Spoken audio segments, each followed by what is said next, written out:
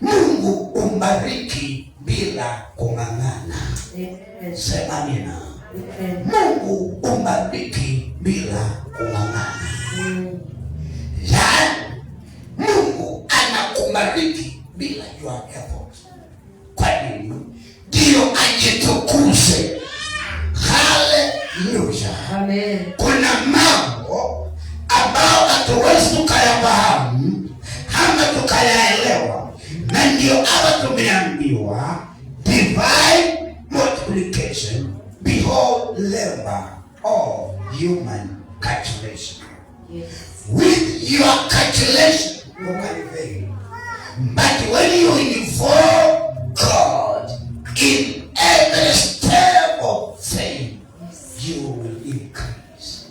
I say you will increase. Amen. When you involve God in whatever you are doing, you will increase. Amen. Tangaza siku ya leo, kila mtu aliye mahali hapa na wanaotufuata, tutamhusisha Mungu kwa mipango yetu na tutabarikiwa. Tutamhusisha na watu ambao they are very funny. Wao wanafanya mambo kwanza, then wanamwalika Mungu. Mungu hawezi ingilia kitu umeanza. Anaacha ufike mwisho ndio aanze. Amen. Kwa hivyo ukiona kitu imegonga mwamba, it was through your mind. It was not the will of God. Hallelujah. Na wakati huu watu wanapitia mambo magumu ya kiuchumi. Unaweza kuta mtu ameingia MD ambao hakuwa ametarajia. Ukisikiza yale mambo yametendeka hii kijiji yote, within one day watu 6 wanakufa, na si kifo ya kawaida hapa ya ugonjwa, na si kifo ya ajali. Mtu anachukua kamba with his own understanding, ananyonyoka. Mwingine anaachilia mtoto wake, anaingia kwa maji na that is not normal. Leo ukiangalia safari wa Meki ilikuwa tarehe 6 mwezi wa 6 2026. Sasa niingie kwa hiyo sana, maana najua watu watanichungua, bali sina shida. There is the number of the beast which was operating yesterday. 666. And if you are alive today, if you are good today, thank God. Amen. Mambo ime si ya kawaida. Huenda ugonjwa na wale utapata. Huenda ufanye mambo ingine kwa akili sawa, ama ugonjwa na watu hawana ugumu upote. The universe, wale walikuwa maombi basi, tulisema ya kwamba Mungu aliumba mbingu iwe yake na akaumba dunia akaipeana kwa wanadamu. Shetani alipokuza juu mbinguni alikuja duniani, na alipokuja duniani anaitwa mfalme wa huko, na ndio alimjaribu Yesu, akamwambia Yesu, ukitaka nikupe chochote hiki unaona, inama uniabudu. Yesu akamwambia, sikuambiwa usiabudu Mungu mwingine yeyote ila Baba yetu. Kwa nini alimwambia nitakupea? Maana siko mkononi mwake. Ndio Isaya akakuja akatuambia ya kwamba utajiri wa gizani utapewa watoto wa Mungu. Bwana asifiwe sana. Amen. Kwa hivyo utajiri iko katika giza. You must go for it. You must take it. The Bible says in Matthew 11:12, since the time of John the Baptist till now, the kingdom of heaven suffers violence, and the Bible take it by force. You take it by force. Aupewe utawala ukiwa umekaa. Aupewe uongozi ukiwa ufanye kitu. You must do something for you to receive. Mungu akamwambia Adamu, come, multiply and increase. Na kuna assignment alipewa.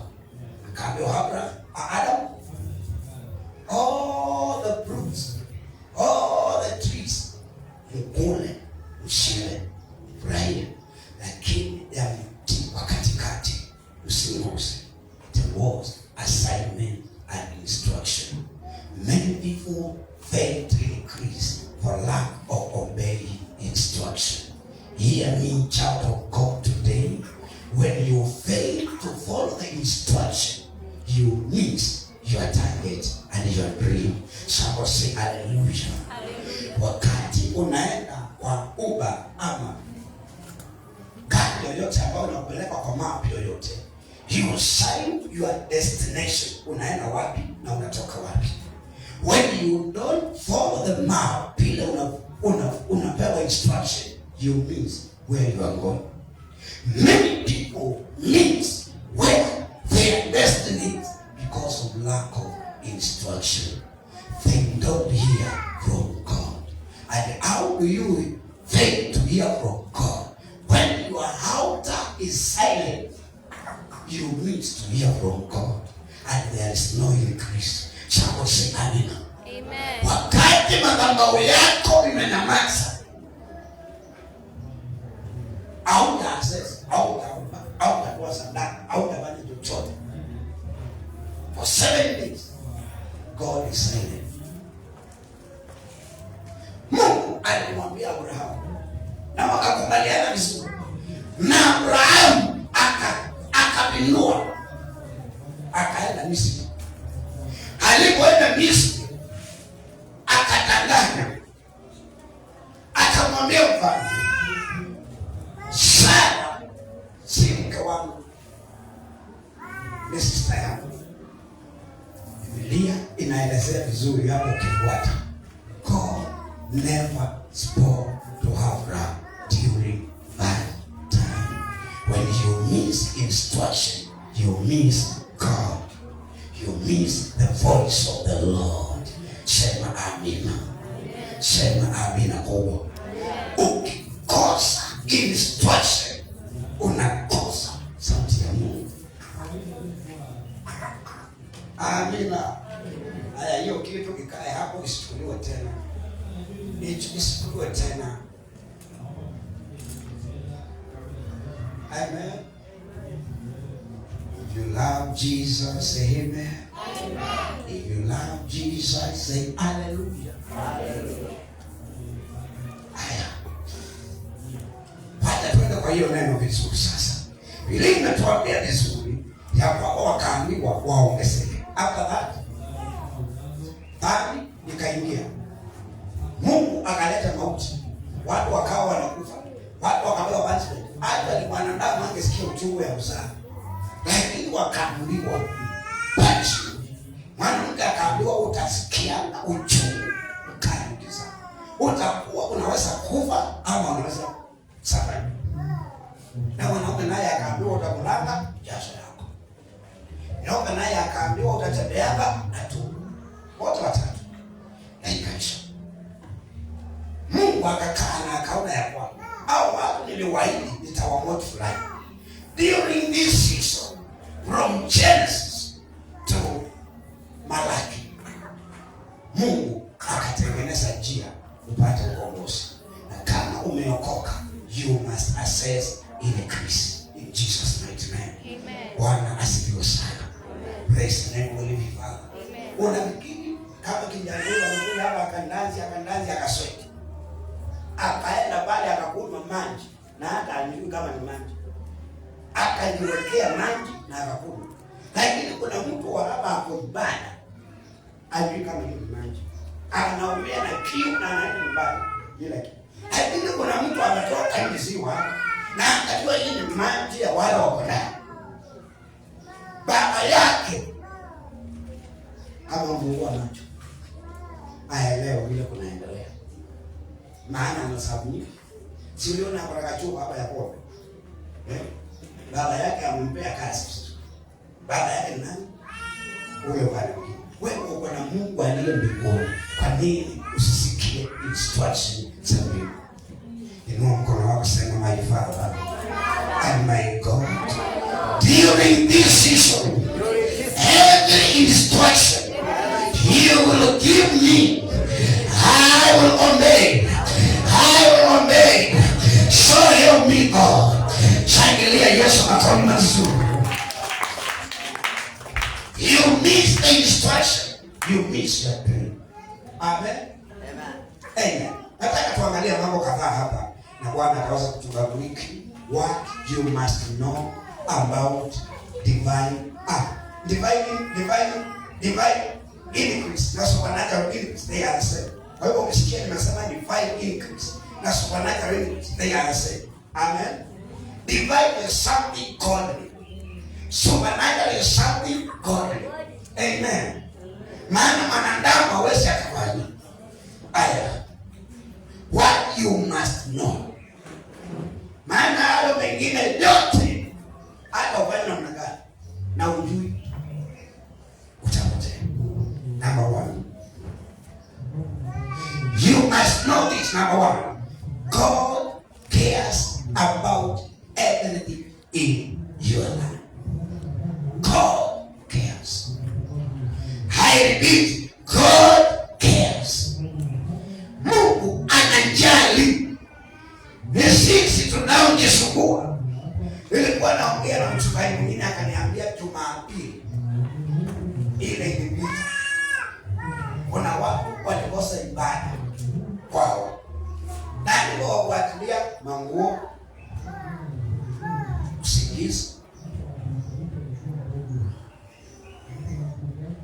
kulala zaidi Jumapili.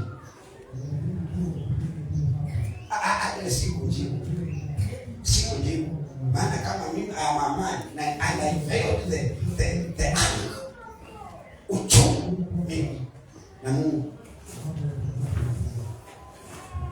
Jumapili ukose ibada. Jumapili susu akuje ukose ibada. Jumapili rafiki akualike ama atamea kwako, usiwahi nimea yote kama hiyo. 9:6 Yesu ndiye mtu yoyote ako ndiye hapa. Ifanye namna hii hapa anajua. Na nashukuru Mungu tuko na Pastor Alison na tulianza kuhubiri na yeye. Hata yeye akiwa kijana alikuwa anaenda kazi, anauliza Jumapili niko kazi. Akiambiwa uko kazi anasema keep it. Na angaika. Lakini siku hizi ni kama maadili ya jana. Unakuta watu wanainua watu kuliko Mungu. And God is given 1%. God cares about you. Hata ufanye bidii yako namna gani, Mungu kama hajaweka tiki haiwezi. Kwa wale wadada hapa ni wamama wamejifungua, wanikiwa na daktari utajifungua tarehe 7 leo kwa nini? Na maana imefika na uchungu hakuna, waanze kufuza. Katasaliwa. Wewe ladies, katasaliwa. Lazima mwenye kuumba na kuweka hiyo mtoto ndani yako alete uchungu alioahidi katika kitabu cha Mwanzo, ndio upushi atoke. Bwana asifiwe sana. Hata utie bidii kwa uwezo wako, kwa nguvu zako, hakuna mahali unaweza kufika bila Mungu. Linatuambia kwamba katika kitabu cha Proverbs 3 verse 5 and 6, in all your ways and in all what you do, involve God. Why? He cares about you. He cares about you. Mtu asema amina. Proverbs 3:6, involve God in everything. Involve God in everything. Why? He cares about you. Like when you don't involve you. Kuna jamaa wa kwetu alitaka kuoa. Na alipokuwa anaoa akaambia watu wote. Na akasema msiambie kwanza. Msiambie kwanza. Wakaenda wakafanya mambo yao yote. Kwa wasasi wakafanya kila kitu. Alafu jioni wakakuja kuniambia, sikunena neno lolote. Nilisema, as long as I am the priest and I was not involved in the beginning, even in the middle, I am not involved, and I stayed away. Things not go far. I was the man who was used by God to say that guy will be slaughtered by that lady. Hata nikwambie kitu, usiwahi fanya mambo kwa akili zako. Usiwahi kanisa. Leo nataka niwaelezee vizuri. Nataka niwaelezee vizuri. Usiwahi. God cares about you. Nasija kuambia God cares about you ulale. Fanya bahati yako, achia Mungu bahati yake. Amen. Do your part. The other one, let it to God. Number 2, God brings abundance, joy, and grace. Mungu ulete utele na neema ya kustahimili.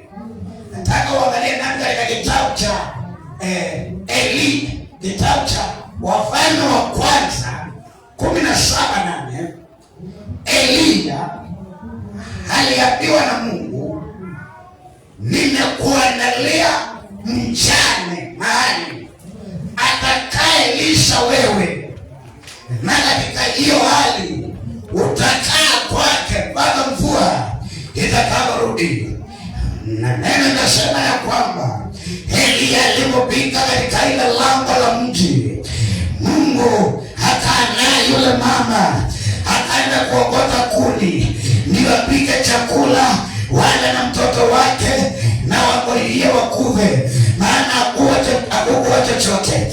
Neno inasema ya kwamba mama alipoanza kuokota kuni, Elia akapitia.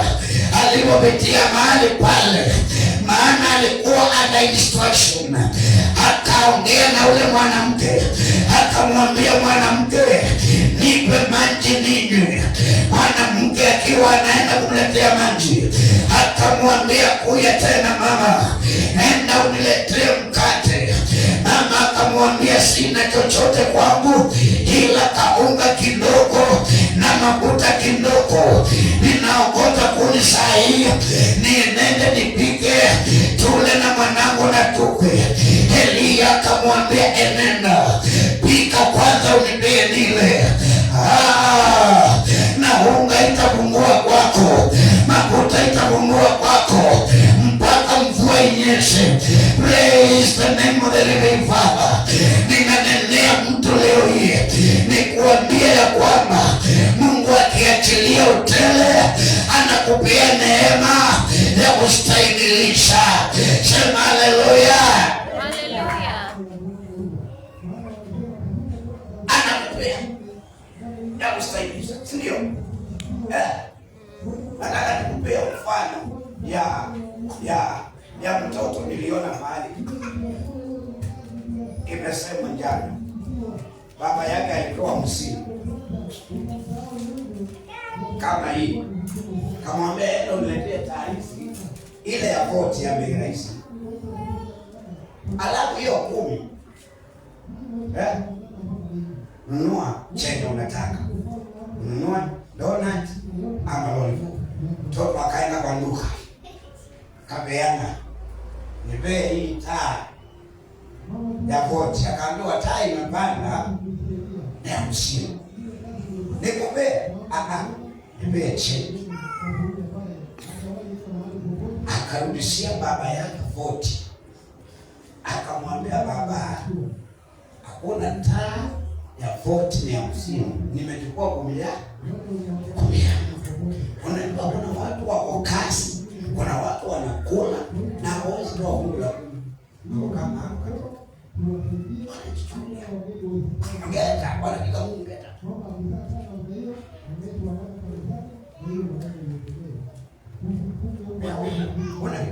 Huyo baba alijua mezani.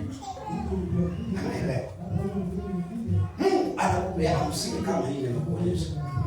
Anakuambia Joe, please, but 5 men yako. 5 nipe.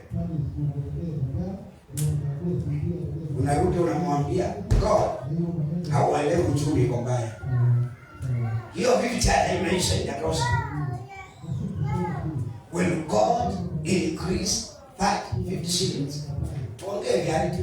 When God increase, niliona mhubiri mahali akisema ya kwamba mama ambaye ni housewife ambaye kutoa kula kama ananisikiza, fake gospel, fake gospel, fake gospel. Wakati unakutana na mtu anakumbea 100, anakuambia kunywa chai, kunywa soda, una meza hiyo, ama unakula 90 na 10 unaweka. Mtu yoyote ambaye anafanya hivyo ni kama katika katoto. Kwa hivyo Mungu anakuangalia hivi. Mungu anakuangalia hivi, unakuwa mbali sana. Mungu anakuangalia hivi, unakuwa mbali sana. Au karibu. Anatamani ukaribie, lakini ukaribie. Elia akaambiwa, nilikuambia henda kwa kisima kile, henda kwa ule mto, kaa hapo, nitatuma kunguru, atakuletea mkate, atakuletea hata nyama na maji, utakunywa mahali pale. Neno inasema ya kwamba yale maji yakakauka, maana hakukuwa mvua. Neno inasema ya kwamba maji ilipokauka, Elia hakunung'unika. Mungu akiwa juu mbinguni, he cares for Elia. Akatuma malaika, akamwambia Elia, amka. Nimekuandalia mwanamke mjane mahali, utakula kwake, utakunywa kwake mpaka mvua itakaponyesha. Na hapo nataka uangalie katika ulimwengu wa rohoni, Elia alihitajika katika ile ngoma, na Elia alihitaji yule mwanamke. Hapa ni two-way. Elia alihitajika for supernatural provision, mama alihitajika for platform. Lakini kama mama angemwalika, kama mama angepika chakula ya kwanza mandazi, ampe ile unga, angekaa. Watu wanahangaika, watu wanateseka, maana wapai Mungu nafasi ya kwanza. Give God the first priority. And abundance, joy, and the grace will increase in your life. Nasema will increase in your life. Narudia tena, will increase in your life. Najua hii wengi hawapendi, lakini nakuambia ukweli. Nakuambia ukweli mwanangu, ya kwamba unless you obey him, you obey. Unafikiri wanadamu watakuambia vizuri? Ukisikia wanadamu wanakuambia 90% unaenda kubaya. Ukisikia wanadamu wanakuambia hawezi. Ukisikia wanadamu wanakuambia umepotea, you are going.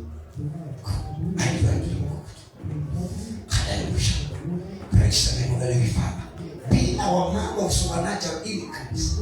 God will bring abundance, joy, and grace. You must know that.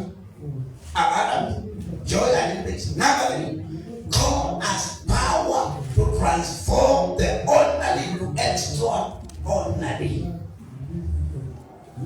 God has power to transform the ordinary to extraordinary. extraordinary. Elia alikwenda akakaa mahali Mungu alimwambia. Mungu hakutuma mnyama abebe nyama. Actually aliangalia mnyama anayebeba nyama zaidi ya wote, akampea nyama, akamwambia pelekea Elia. Akakula kwa njia, akampelekea mpaka mkate, akakula. Praise the name of the living Father. Kwa hivyo mtu wa Mungu uliye mahali hapa na unayetusikiza, Mungu atachange mambo during this season from ordinary to extraordinary. Amen. Amen. Ukitegemea njia za kawaida ndio ubarikiwe, hautawaianikiwa. Lakini ukimtegemea Mungu, natangaza kama nabii, utabarikiwa. Mimi nasema ya kwamba wamtegemeao Mungu ni kama mlima Zayuni, hawatatingizika hata uchumi iwe namna gani, hawatatingizika. Na namshukuru Mungu leo hii ninazungumza na watu wanaomtegemea Mungu, maana wamekataa mambo yao wakaingia katika ibada. May you never be moved by anything. May you never be moved by any situation. Stand still. I say stand still and see the salvation of the Lord. Nasema stand still, fight for your vein and see the salvation of the Lord. I say you'll see the salvation of the Lord. Wakati Musa aliambiwa na Mungu, wakati umefika, ondoka na wana wa Israeli uwapeleke nchi ya ahadi. Neno nasema walipita katika bahari, maji iko mbele, nyuma ni maadui. Biblia inasema and God did extraordinary thing. Wakapitia ndani ya mto, ndani ya bahari kama nchi kavu. Oh, hallelujah. Kuna mambo yatatendeka kwa maisha ya mtu ambao haujayapigania, hata mengine hujayaombea, maana njia zako siko sawa na mimi. Oh yes. Yatatendeka, maana njia zako siko sawa na Mungu. Lakini kama siko sawa, don't blame the church. Nimeona lakini kama trade nowadays. Kanasema I left the church. I did not leave God. You left God. I repeat, you left God. I repeat, you left God. Niliacha kanisa, si kuacha Mungu. Kanisa ya nani? Ya Mungu. Nasema leo na watu wana hiyo usikubali kuwa ushirika na wao. Kaa mbali na wao. Amen. Biblia imetupea ruhusa na mamlaka, inasema separate from evil person. Na pia hapo akasema tu watu wako together let's say kama unakaa na mtu kitanda moja room moja, na hawezi kukuambia tuombe usiombe tukubaliane tuombe hii hapa.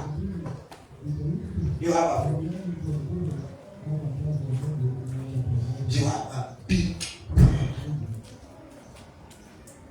Sisi tulikuwa tunaamka saa 9:45 tukiwa waine tena wape ushuhuda waine, tunaenda church, tunaomba kwa madhabahu 5, tunaenda tunaomba biashara mbali saa 2 asubuhi. Umeuza 6,000 na hiyo chapati umeuza 10.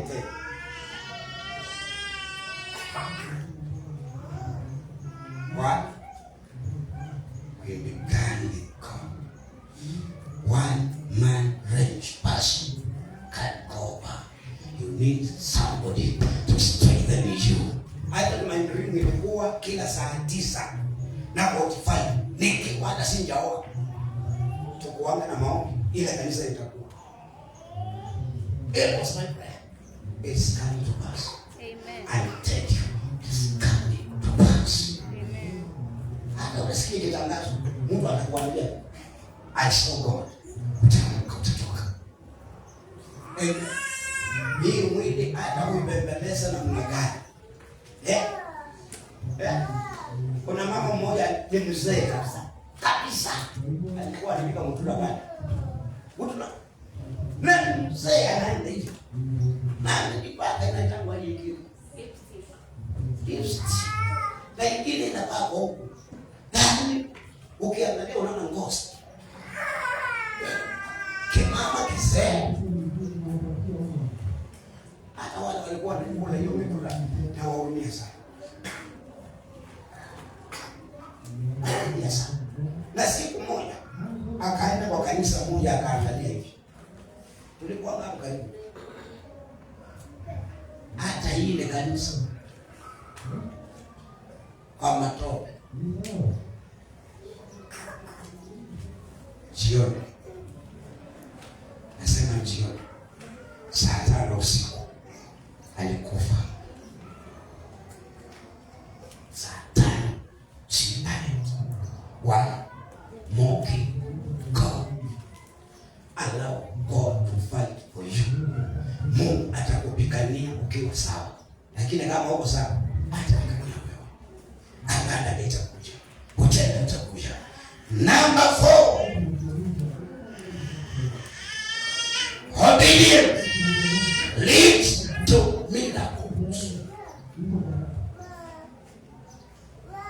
Tulisema kiwa ya mazuri nini? Obedience. Obedience will lead you to miracles. Elia aliona Mungu kwa ule mjane. Mjane aliona Mungu kwa Elia. Wote wakasaidiana. Kile mmoja angekuja atakuwa mjanja, hawangefanikiwa. Amen. Haya, nataka nisapoti maandiko hayo kwa kitabu cha Yohana 2. Yohana 2. Mstari wa kwanza inasema namna gani? Yohana 2:1. Siku ya 3 kulikuwa na harusi mjini Kana, mkoani Galilaya. Mama yake Yesu alikuwamo. Naye Yesu alikuwa amealikwa harusini. Yaani unaona, hao watu walitambua Yesu wakamwalika kwa harusi yao. Sikia vizuri. Alikuwa amealikwa pamoja na wanafunzi wake. Divai ilipokwisha, mama yake akamwambia hawana divai.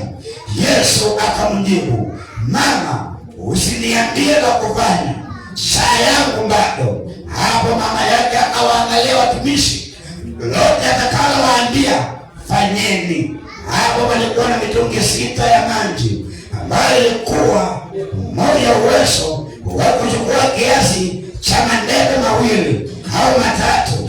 Ilikuwa imewekwa hapo kufuatana na desturi ya Kiyahudi ya kuwa tawafadhi.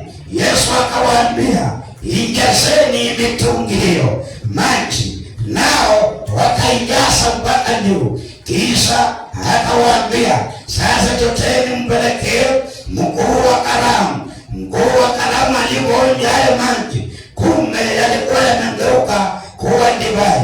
Yeye hakujua iliyotokea, lakini wale watumishi waliochota maji walijua. Mkuu wa karamu akamwita bwana harusi, akamwambia, "Kila mtu huandaa divai nzuri kwanza, hata wakwisha kutosheka huandaa ile apiku, lakini wewe umeifanya divai nzuri mpaka sasa."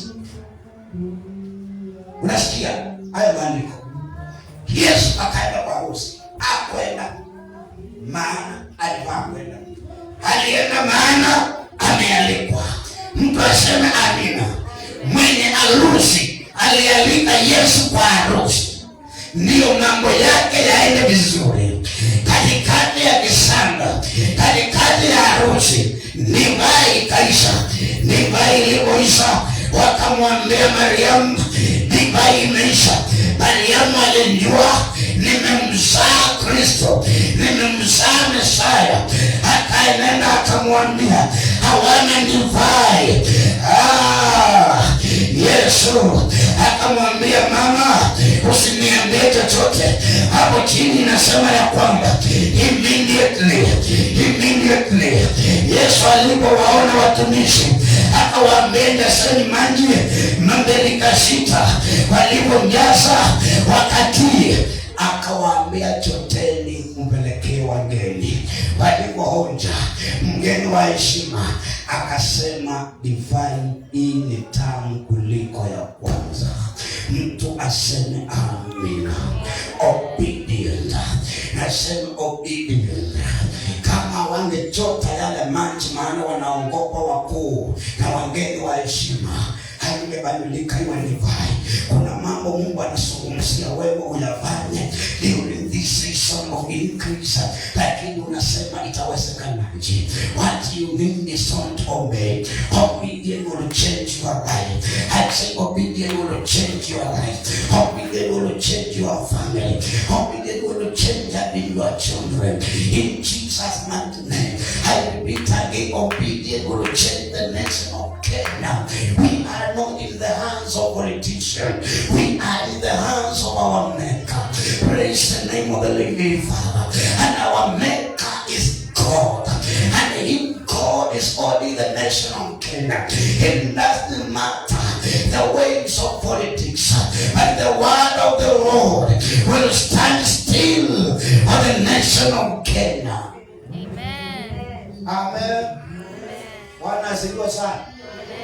Unajua mimi sipendi watu wako na pepo. Sipendi. Niliona mama mwingine na mzee mwingine wanaenda kwa wale watoto waliwapa rumani utumishi wa shule ambao watoto walichoka. Unatetea muuaji. Number 1, you are valid. You are valid. Mtoto wako inawezekanaje aingie pale lesson without your knowledge? A mother or a father? Blind you? No. Usiniangalie hivyo. Unajua.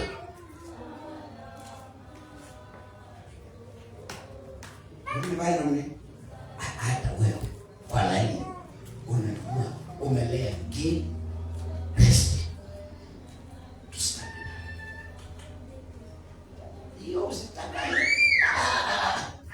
I have a friend of mine alihubiri online siku moja akasema your child si lazima kaabudu Mungu wako, kaabudu nani? Kaabudu nani? Hata nikwambia sai anajua kaabudu nani. Kibu. Nasema kibu nyonga. Uendaka pole pole kwa kujua. Anga kutokea. Mimi nilifanya exercise. Nikachukua kamuti. Sina kuka wale barabara. Tunatoka shule saa 7 wakati huo nilikuwa sijui hata ninaanza Kanaani. Nikakachapa hapa nyuma. Tia akakufanya hivyo tena. Akakufanya hivyo. Ona kinjana wa kwetu. Alikuwa standard 8 nikiwa standard 6. Taka nikuvia mfano kitaka hata wa kwetu watajua nasungumzia nani. Huyo kijana alitoka shule. Hayakuta hakuna chakula. Alikuwa anachukua kamba. Ananyonga mama yake. Si kwa mtu. Na mama anasema anaimba kuka yake. Anaimba kuka yake hata msimuchape. Kuka yake ndio hapo ndani yake. Akaenda. Nimeona. Huyo mama alikufa. Kijana aliponjua na akaombewa. Sasa ni nguo kwa sasa. Msasi. Tuongee kweli, sio? Tuongee kweli. Yes. Nataka mtoto mmoja pia kupiga sex sana. msichana. Maana kama bado braki. Sasa huyu kijana akuja nikiulie hapo. Na umbiri sio? Atoe. Hapo ndio. Atalaniwa. Ama ni mzazi. Tuelewane. Mzazi. Kabla afunge hapa unavaa kushika. Rudi very good. Wewe uweze fanya.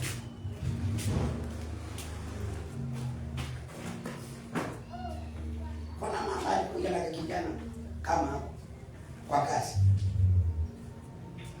Na maana nimesemeni hapo mahali unakanyanga. Wanakanyanga hapo ndio kaona ndani. Roll for on it. Sasa karibu waje kununuliwa. Akabani miguu. Nasikia kuku. Nasikia kuku. Sisi mkuzo kwa njia hapa hiki. Nikamwambia Sherifu ni I told that thing. Niliposema hivyo. Magonjwa ilisha. Uongozi kaisha. Kesho yake nikauza mama. Alikuwa alipofika kwa nyumba. Alipojua hapa. Ongea sawa.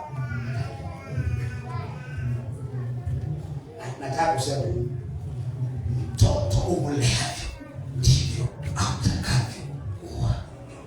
Hii mtoto wako ananibali hivi kiubini. Sitaona mtoto.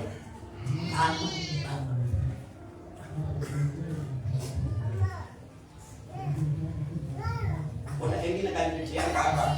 Niko na mgeni anaomba pesa. Mgeni akamwambia sina pesa. Akabani. Huyo mama alikuwa na yeye aliongea chama. Akasema, "Kwani mama yako amekulea namna gani?" Kwa basta. Mimi sasa kitu peke yangu. Acha. Hiyo ndoa iliisha. Hata akajua baba yake alikuwa. Ikasha. Wewe ukitaka kulea vibaya.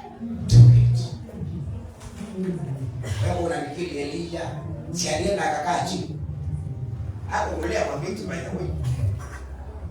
Akakula ya kwanza kakiangalia. Unafikiri akakuwa na uwezo wa kumnyang'anya? Akakuwa na uwezo wa kulea? Alikuwa na uwezo. Lakini mama alikuwa amefunza huyo mtoto. Sema amina. Sema amina kubwa. Limekwambia kwamba may the Lord increase you more and more, you and your children. Ndio unaona nimekaa kwa watoto sana. Maana watoto ndio generation ya kesho. Sema haleluya. Watoto ndio generation ya kesho. Hapo tunasema obedient will lead to miracles. Baada ya hao watu kuweka maji katika birika na wakaambiwa choteni pelekeni wageni, yale maji yaligeuka yakawa divai. Somebody say hallelujah. Somebody say hallelujah. Ya mwisho number 5, God's glory is revealed in this season. God's glory is revealed. God's glory is revealed. God's glory is revealed.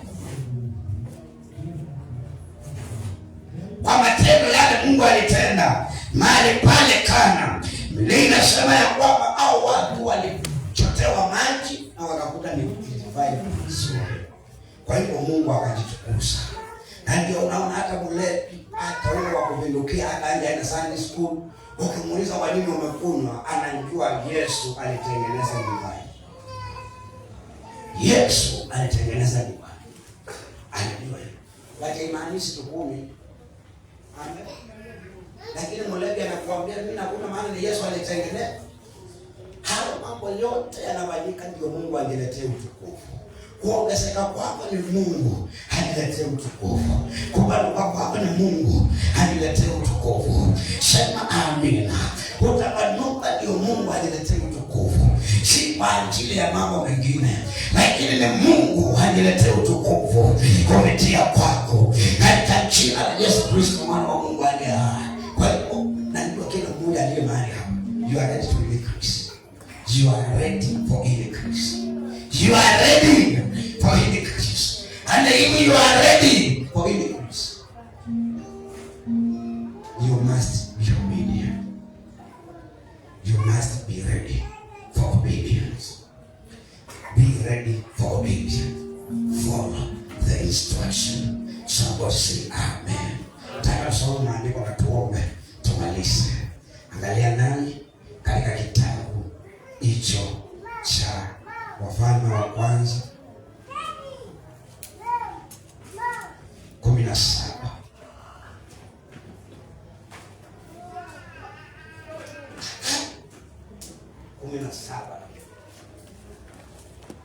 17 mstari wa kwanza tunasoma hapo, alafu tutaomba.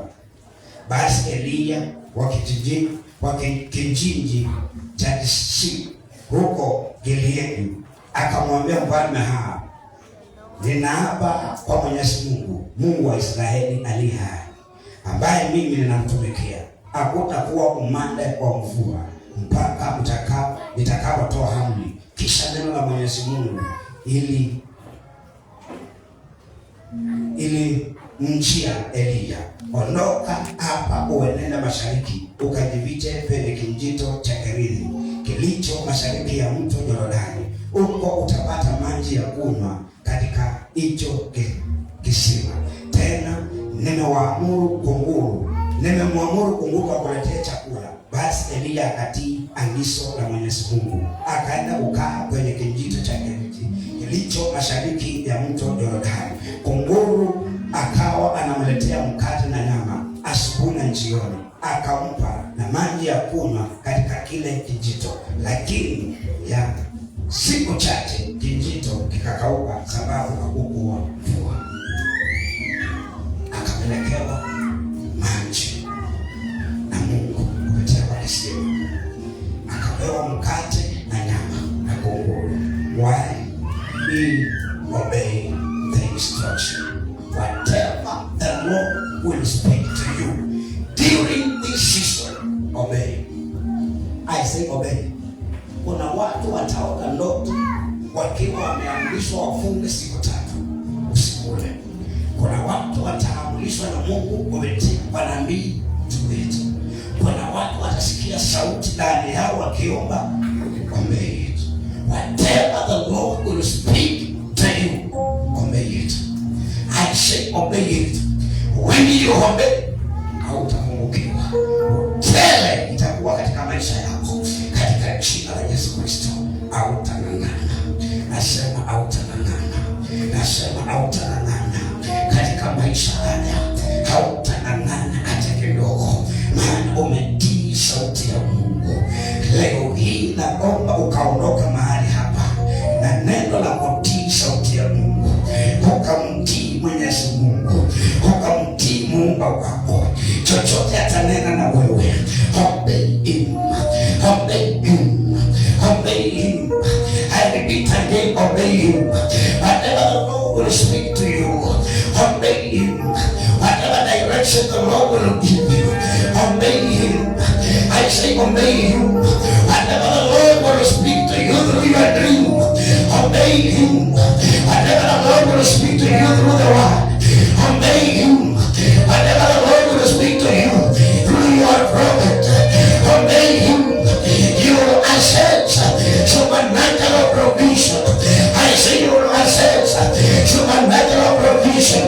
Supernatural provision. You will access supernatural provision. I say you will access supernatural provision. Inua hiyo mikono yako mbele zake Mwenyezi Mungu. Inua hiyo mikono yako mbele zake Mwenyezi Mungu. Muabudu huyo Mungu, mwamini huyo Mungu. Anaenda kutenda mambo makubwa. Mwambie Mungu, nisaidie, nisaidie nisaidie nikakualike katika kila maamuzi, katika kila mipango. Nisaidie Jehova, nisaidie Jehova. Mungu wa kinywa chako mwambie Bwana nisaidie.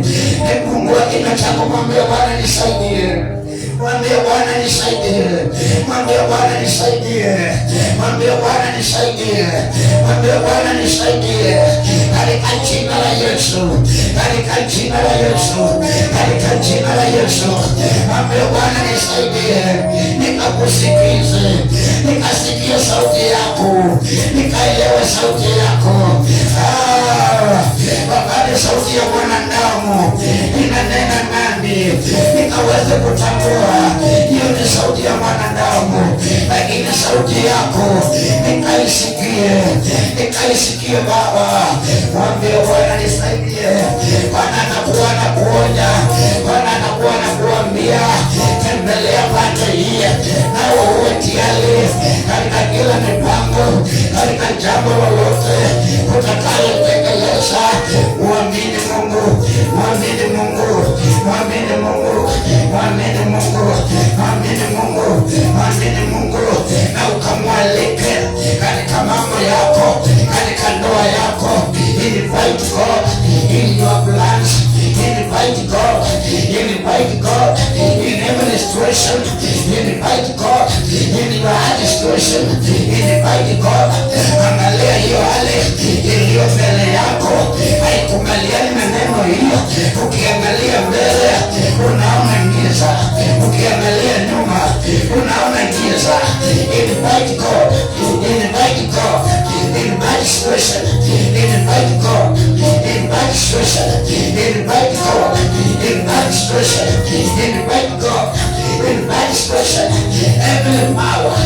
Every power from the evil one, hindering you from hearing the voice of the Lord, I cancel it in the name of Jesus. I cancel it in the name of Jesus. May the fire of the Holy Ghost consume that power, in Jesus' mighty name. And now, in the name of Jesus, I declare, you are blessed.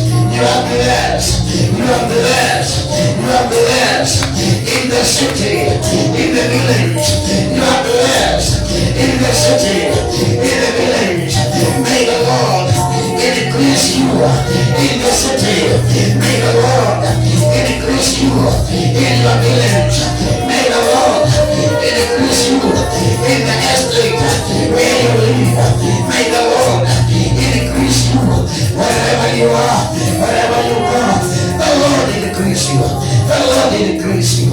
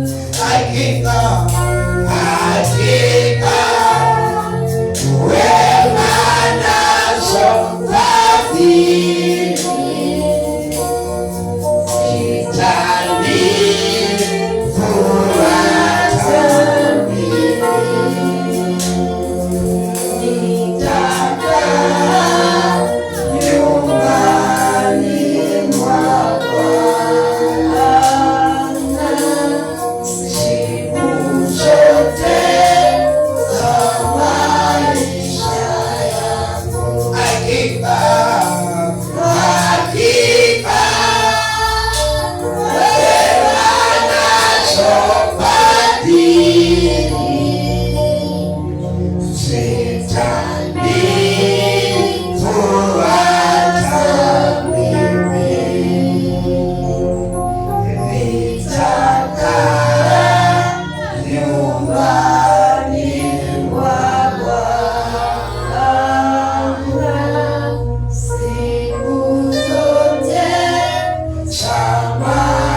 maisha yangu.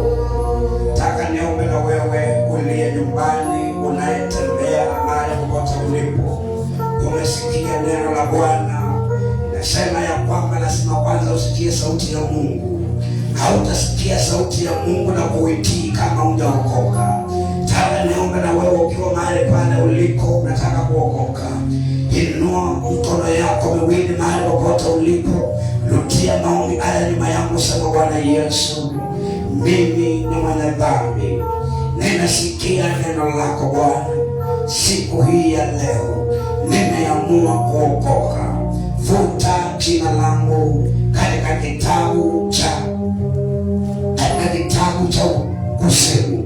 Andika jina langu katika kitabu cha uzima. Asante Yesu kwa kuniokoa. Asante Yesu kwa kunilinda. Nataka nikakuombee. Mungu amefuta jina lako katika hicho kitabu cha hukumu na cha mauti, umeandikwa katika kitabu cha uzima. Nataka nikakuombea wakati Mungu akakuongoze ukaenende kanisa inaokuzwa neno hili katika roho na kweli. Baba, kwa jina la Yesu Kristo, ni asante kwa mtu wa Mungu ambaye ameomba maombi haya nyuma yangu na akaokoka. Muombea Roho wako Mtakatifu akambebe, akamuongoza na akampeleka katika kanisa inaokuza neno hili kwa roho na kweli, kwa jina la Yesu Kristo, mwana wa Mungu aliye hai.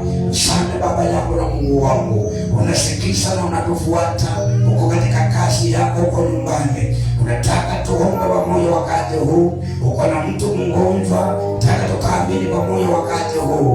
Mungu ataenda kumponya. Mungu ataenda kuponya hiyo biashara. Mungu ataenda kuponya hiyo kazi.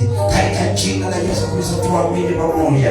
Baba, kwa jina la Yesu Kristo, ni asante kwa mpendwa ambaye anatufuatilia akiwa mbali. Naomba Mungu wangu na Baba yangu ukambariki, ukamuinue na ukamtende mema kwa jina la Yesu Kristo. Bariki biashara yake, bariki kazi yake, muinue na ukamtendee mema kwa jina la Yesu Kristo. Asante Mungu wangu na Baba yangu, ukamuinue mtumishi wako na ukamtende mema. Asante Baba yangu na Mungu wangu, ukainuliwe na ukatukuke milele. Unataka ushauri wowote, chukua hiyo namba